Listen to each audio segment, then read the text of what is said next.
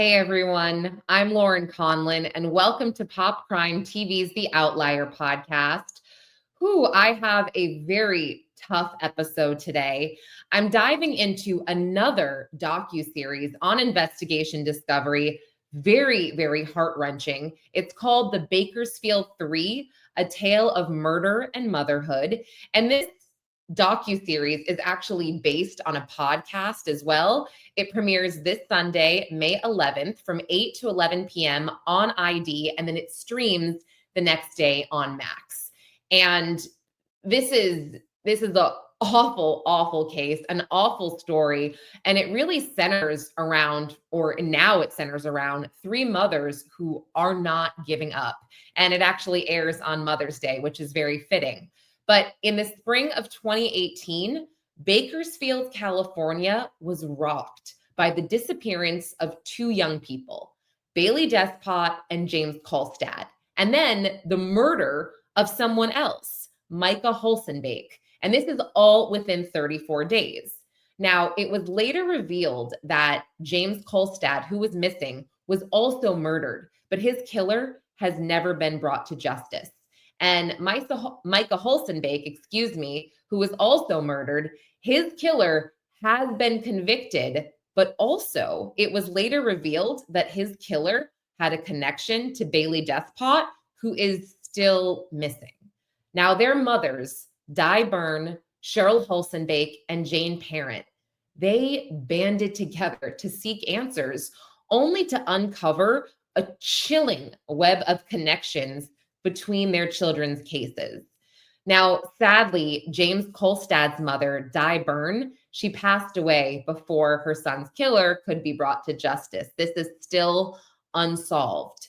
But today, I am just so honored to be joined by two of these incredible mothers, Cheryl and Jane, to discuss their journey and just the shocking revelations in their children's stories and this unbreakable bond that the three of them forged in their fight for justice. And they still need your help. As I said, there are so many unanswered questions here. Who killed James? Where is Bailey? She is presumed to be deceased, but we don't have her body. And again, they need your help. So I interviewed Cheryl Holsonbake, who is Micah's mother, and Jane Parrent, who is Bailey's mother. And I'm going to play my interview right now. And just a word of advice, trigger warning. This is awful. This is just so sad what these mothers have been through and are going through. So I appreciate your discretion and I appreciate you listening. So without further ado, I'm going to remove myself from the stage and play my interview with Cheryl and Jane. Your story and sharing it in the Bakersfield 3, which premieres this Sunday, May 11th on ID. I want to start with how you guys came together, as well as Di. God rest her soul. Her son James was murdered, and Cheryl, your son Micah went missing, and Jane, your daughter Bailey, vanished, all in the spring of 2018. And Cheryl, you obviously, your son has since passed away. We know that, but Jane, we don't know where Bailey is. We still don't know. And it's heartbreaking. It's frustrating. And I would just like to know what was the moment like when you first realized that your children's cases might be connected? Jane, I'll start with you. I was shocked. I was afraid. Cheryl, when the other moms reached out to me and stuff, I'm like, I don't know these people you're talking about. But I forgot the question. No, it's okay. I was just curious, the moment, what it was like when you realized that, yeah, the stories are connected, the cases are connected, and your children are connected. Well, we got to find out who caused it. We worked together, and we were fighting like mothers to get justice. Still are. Hmm. And Cheryl, what was that like for you when you realized that, Jane's daughter was missing and Di's son was killed? What What was that Well, like for you? Di figured it out first. Okay. Di, at that point, Bailey was still with us, and so, but Di called me out of the blue, and it was a Sunday afternoon, I think. It was right after his funeral service, and she called me out of the blue and introduced herself and said, "I think my son was killed, and I think he knew Micah. I know he knew Micah." And we started talking. We found out they had friends in common that I didn't know, and so she figured it out. She figured it out Mhm. first, and then the miraculous thing is she included us in all of her at that point it was just her and our family, and she took us to her detective, to her homicide detective, and it was like, "You need to talk to these people. We need to all talk together." And if she hadn't done that, and you know if she hadn't done that, we wouldn't have any answers at all in our family. And it's always made me a little bit sad that she didn't have answers before she passed away. But I um, know. it's um, it's okay. We'll get there. We'll get there. She knows we've got this, so we'll do it. Yes, and I co-host another show with a former prosecutor, and he actually told me something that was so incredible and so true. He was the lawyer on this one case, Brittany Drexel, and her mother would not give up. She knew who did this, or she thought she knew who did this to her daughter. And Yeah. at one point, when this suspect was in custody, he actually made a comment like, "Why won't she just go away?" Like moms, we never go away. We're never going to go away. We're not going to give Nope. up. Exactly. And it drives these people crazy. It really does. And so I thought that was just so powerful when he said that. And that's you guys as moms right now. You're Yes. not, yeah, you're not giving up and you're still searching for answers. So Cheryl, the second Mhm. episode of the Bakersfield 3, it's the boogeyman of Bakersfield. It it dives into Self-styled there. boogeyman. So there you go. Yeah. No, but it does it. It dives in Mhm. to Micah, and it Mhm. goes there. And how did learning about the boogeyman and the dark paths that somehow were trying to take your children, how did that change your understanding of what happened? Um, it Well, Micah was missing we knew he was missing. Mhm. And in our own family, we knew early on that Micah wouldn't um he wouldn't have just disappeared one day, and not called us. So we felt pretty confident early on that he had died. And l- s- learning, we started seeing a lot of things online. Friends were saying, "You need to talk to this person." People would call us out of the blue, "You need to talk to this person." We had a really good understanding about most of the details early on. Um, and then we gave all of that to our detective, and then he proceeded to not tell us anything in return.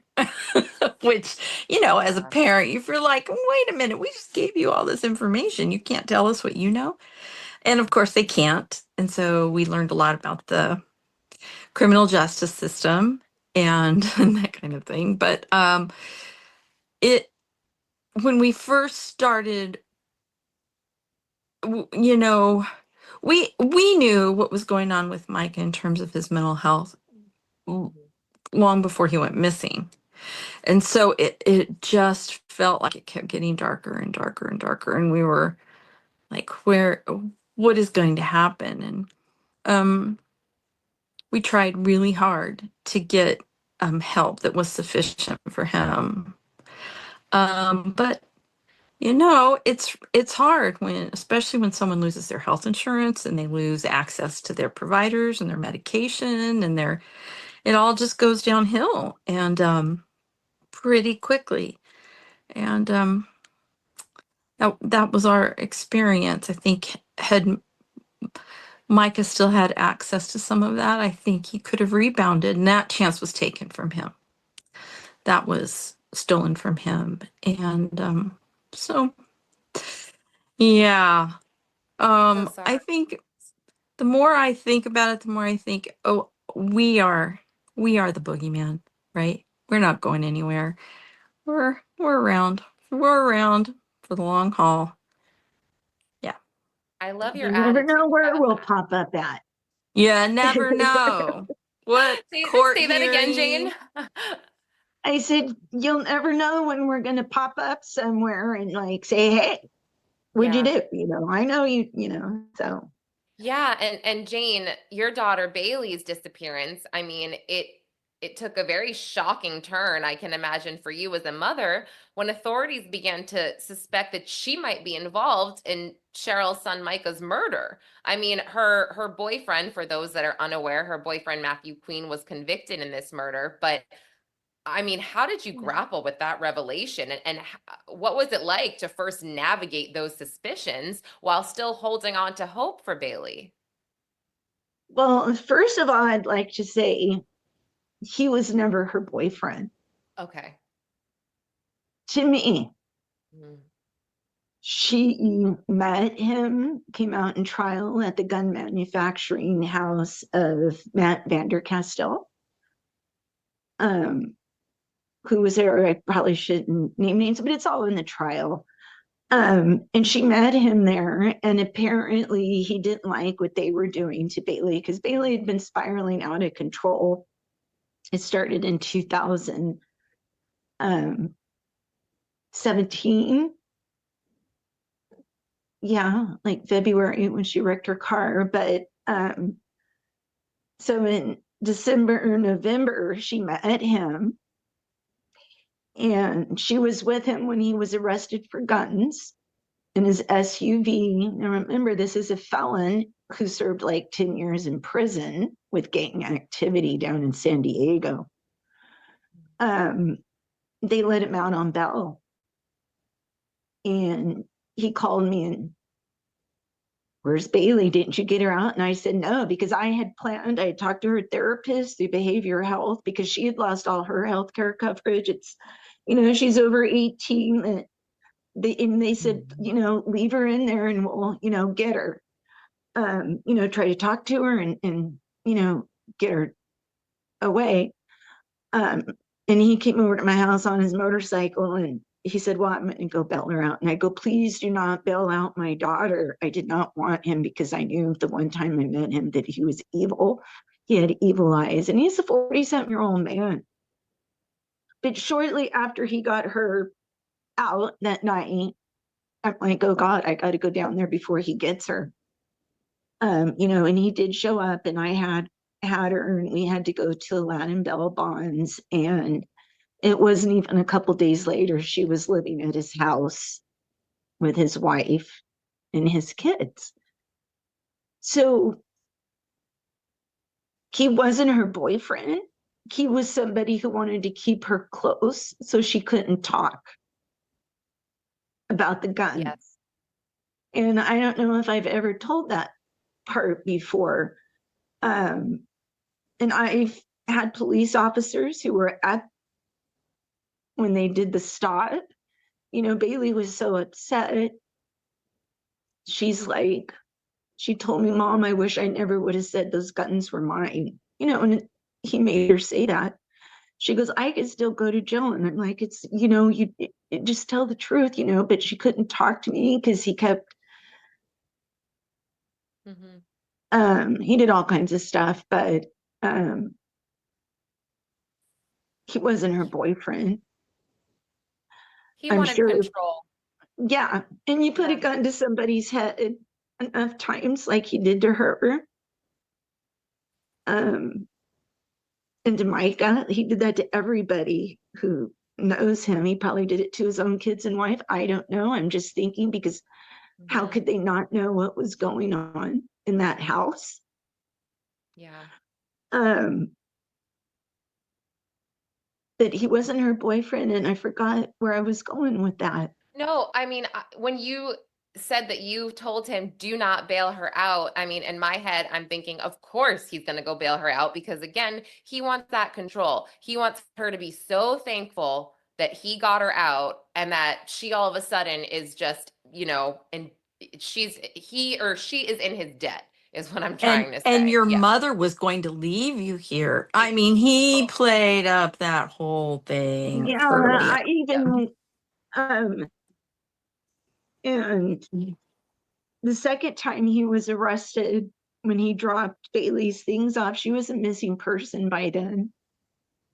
I even went to Aladdin Belbon, who, he had his bail through for the first offense. And this is a felon with manufactured guns. I didn't know it at the time. I always questioned, how come that wasn't reported on the news? Because now they show, oh, we made a traffic stop and here's a gun, and that's in the news. But this was kind of like a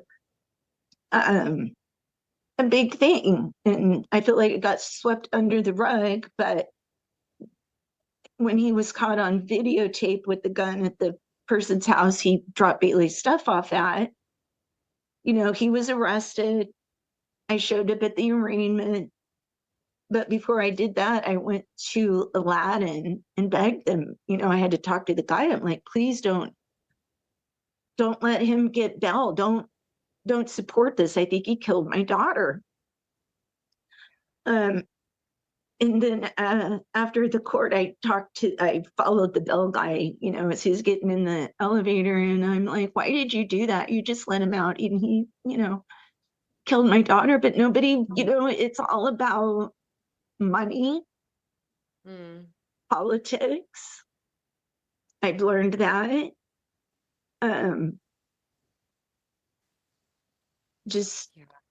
But he wasn't her boyfriend, and I just wanted a chance to explain that, because last time I saw her was the 23rd of April. She said court went real bad. That's when Matt Queen had his court for those guns in December. Bailey was supposed to, I don't know what it's called, but give a testimony that those guns were hers, and he was still going to be prosecuted. I never know what was there, because Bailey's like, Mom, you can't go to court, and I didn't know I could go. I've learned a lot since then. And that was the last time I saw her and gave her a hug, and everything stopped. Her phone, social media, everything stopped.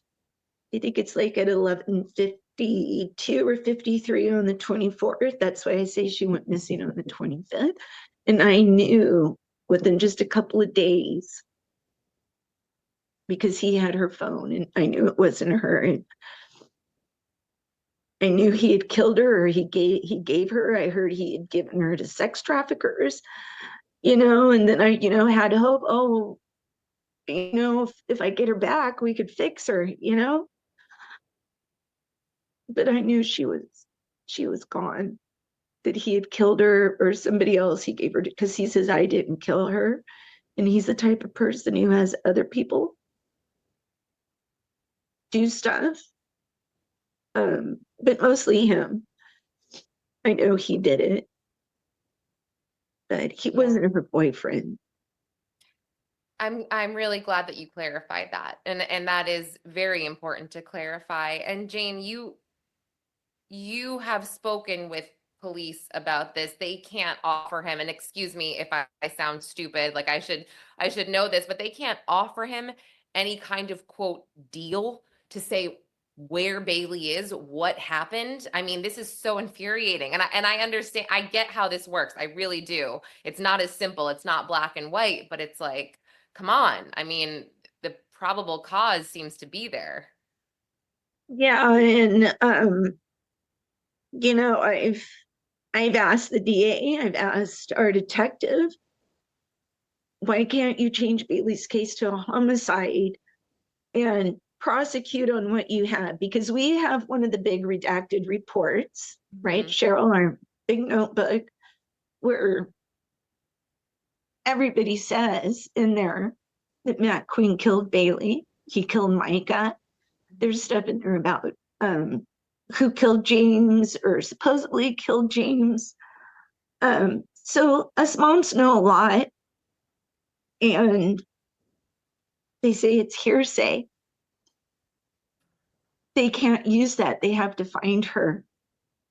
But I go, in the trial, it was a lot of hearsay about things Bailey said. Mm. How come you can use that, but you can't use it to prosecute, even if you don't win, but they won't prosecute unless they know they can win?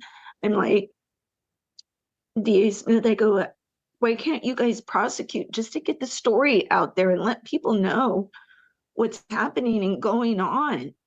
Yeah. It's a story that needs to be told, not just for Bailey's sake, for Micah's sake, for James.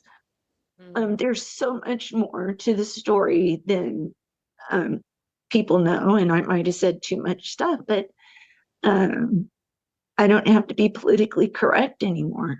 So No. And I should get your info. I know this guy. He used to be a former prosecutor in DC, and they actually call him the no body homicide guy. It sounds crude, but he's prosecuted and won a significant amount of cases, homicide cases without a body, which, as you know, is very difficult.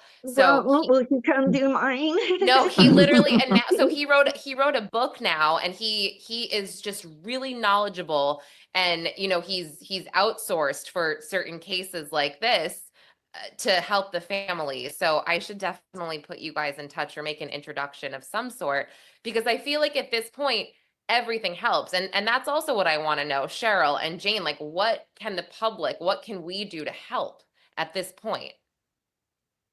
Well, in general, we want the community, our community and the community at large, to know that every piece of information you might have is important.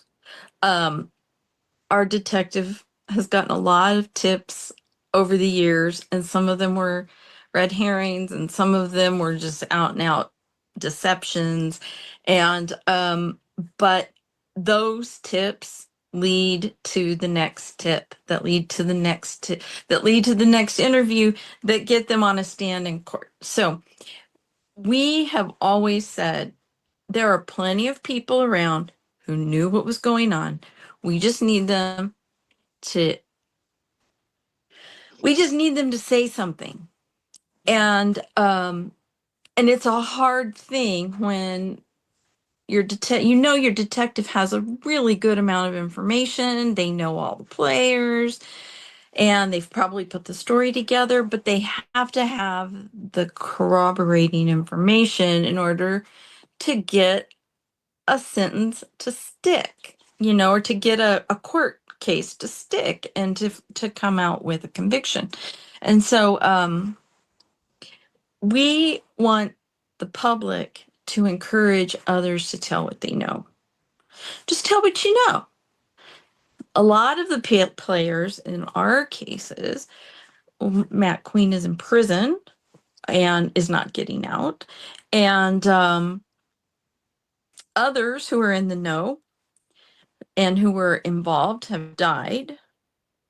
So it's safer now than ever for you to make a phone call to a secret witness. You don't have to give your name or phone number, and just give the detective what he needs to put James's killer and in prison, and so that Matt Queen has to answer for Bailey's disappearance.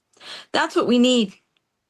Yeah, and let's not forget, in James's case, Dr. Bajwa, who called the shot, it came out, it was on Dr. Phil. Allegedly. Allegedly. Oopsie, sorry, I'm out of practice. Allegedly, hypothetically, he died in February. A lot of people may not know that. I think he was out of county when he passed. Yeah, and he was lawyered up pretty tight over these last 7 years. So now would be a good time to call, because if you were afraid of him, he's not around anymore. Yeah. And what was his name? Dr. Bajwa, the chiropractor who sold heroin, allegedly. Oh, well, no, he lost his license. He lost his license for that. Yeah. Well, I mean, in my experience, I feel like just human beings, right? We are not equipped to keep secrets for very long. Eventually, Right. they do come out, right? So someone out there Yeah. knows something, Jane and Cheryl. I know that they do, and it might not be tomorrow, it might not be next week, but it's going to come out eventually. And Right. I feel like that is certain. It's just it takes time, and like I'm not even going to say anything about that because I'm the most impatient person in the entire world. So I can't We've imagine had if to that's my learn patience. you know Yeah. what I mean? Like if that's my kid, I'm going to be even worse. I'm going to be like, and I know that you can't be like Mm-hmm. that. I get that, but it's so difficult. But just know, I feel in my heart, not that it matters what I feel, but it's going to come out at some point. It Really. will. It will, because people can't sit on that kind of information for forever. Somebody at a bar is going to hear a story. Somebody somewhere is going to remember a phone call, and they're going to be all, you know what? Maybe I could. Anyway, Yeah. Kern County secret witness. You can call and you can give that information, and you can choose to give your identifying information or not. It can be anonymous. We Yeah. need, but that's what our detective needs. Yes. I agreed. And it's going to happen. Like I said, I know it is. Okay, guys, I'm going to add myself back right here for a minute. Okay, so we exchanged some pleasantries at the end of that, but I just wanted to cut the interview there and just add a couple things. I mean, first of all, you can see the pain of Bailey's mother, Jane. It's so tough to listen and to watch her and know what she's going through. My heart just breaks for her, as well as Cheryl. I mean, it's so tragic, but there's a lot that they mentioned that I was kind of like, oh, I'm not so sure about what you're talking about. Like when it came to the heroin dealer that they spoke of. And this is because I haven't seen the special yet. I haven't listened to the podcast. And I've just, I've read about the case. I've read different blurbs. And obviously I've read about Matthew Queen, who Jane was speaking about, who has been convicted in the murder of Micah. But I mean, yeah, there's a lot there. So I do want to end this podcast by actually playing the trailer for the Bakersfield 3. So let me just pull that up right now. Play the trailer. I think that'll also help people understand what they are going to be watching this coming Sunday. I want to make sure this is up. All right. That's pretty good. We've got a good window. Okay. You can make an argument that Bakersfield being a terrible place. And you can make a good argument for Bakersfield being a very nice place. And there's a lot of people that trickle back and forth between those two worlds. You have probably seen the posters around Bakersfield with the name Bakersfield 3. 3 friends who either went missing or were murdered within a month of each other last spring. The last day I saw Bailey was April 23rd. Micah was 34 when he went missing. I believed there was a connection with Micah being missing and James's murder. Something felt wrong. We just knew that they had to be. And just quickly, and I pray that it will, but We felt like our detective needed some help. We just kind of came together and thought about how could we do I forgot this. to use These aren't StreamYard just- for a minute. But no, quickly, that who you saw in the bandana and the third voice speaking, that was James's mom, Di, who has since passed away of ovarian cancer. So I just wanted to point that out. 3 grieving mothers. These are mothers that are in the middle of a full-blown investigation. The discovery Saturday morning sent shockwaves through dozens of families. For the second time in 3 weeks, human remains have been discovered in a local body of water. We knew that it was either Bailey or Micah. We discovered a Facebook post that also placed somebody else as being involved. We were hearing stories that Bailey killed Micah. It was a shock to Jane. Who wants to believe that someone in Bakersfield is psycho crazy enough to do that? She has been charged as a criminal defendant in this case. It was like, what? Bailey would never kill anybody.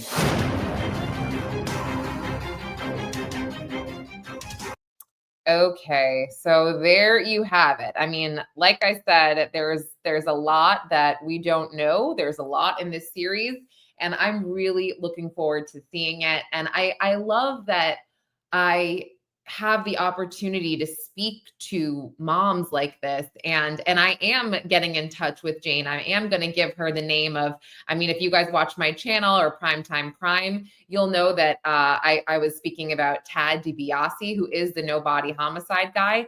And I want them to connect. I mean, hopefully it's okay with Tad, but I really feel good that I can try my hardest to help these moms, because I can't imagine. But everybody, this Sunday, Mother's Day, the Bakersfield 3, it premieres on ID and it'll be streaming the next day. Thank you all so much for listening, and thank you for your support. If you like this podcast, don't forget to rate and subscribe on Apple or wherever audio platform you listen. On YouTube, like and subscribe to Pop Crime TV, and I'll see you next time. Because of that 9-line.